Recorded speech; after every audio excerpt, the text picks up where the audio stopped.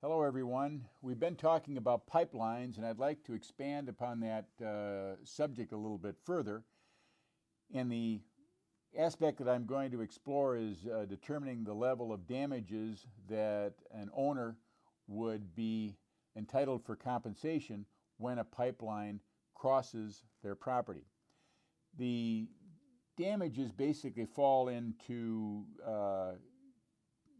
well, I suppose it's three categories. The one category is obviously the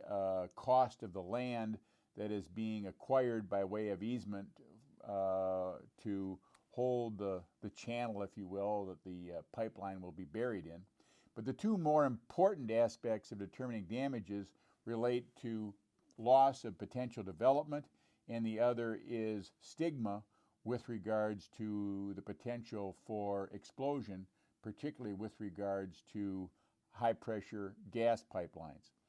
The latter two is what I'll focus my comments on at this particular time. With regards to development potential, when a pipeline goes through a parcel, particularly a vacant parcel of land, and is installed in such a way as to carve up the property so it makes it much more difficult to develop, not only will the owner be entitled to the value for the easement over the land where the pipeline is located, but there's going to be potentially significant severance damages in place because the ability to develop this property has now been significantly hindered because the pipeline's placement is going to have significant effect on where the improvements for future development can be placed. And that can create inefficiencies and other problems that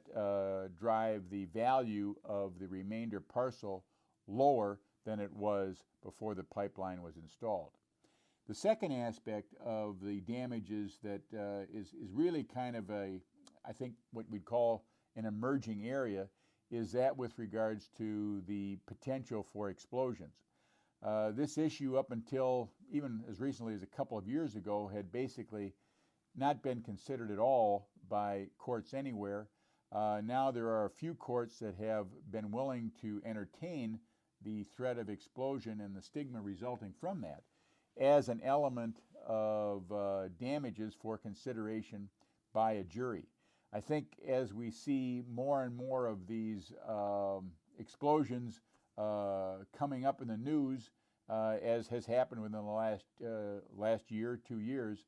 the public awareness to this problem is going to become greater, and the detriment upon the impact of value to property is going to become greater and greater.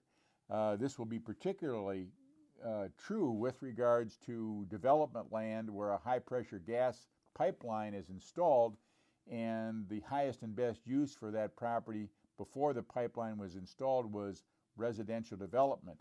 With the pipeline in place,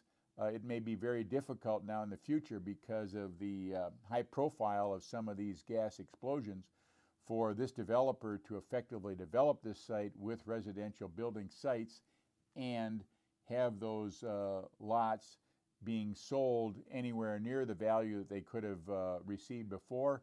if possibly they can be sold at all. So these two areas are areas for consideration in determining damages for the severance damages to the remainder parcel that I believe will be looked at more closely and more expansively in the future as this issue is explored by more and more courts.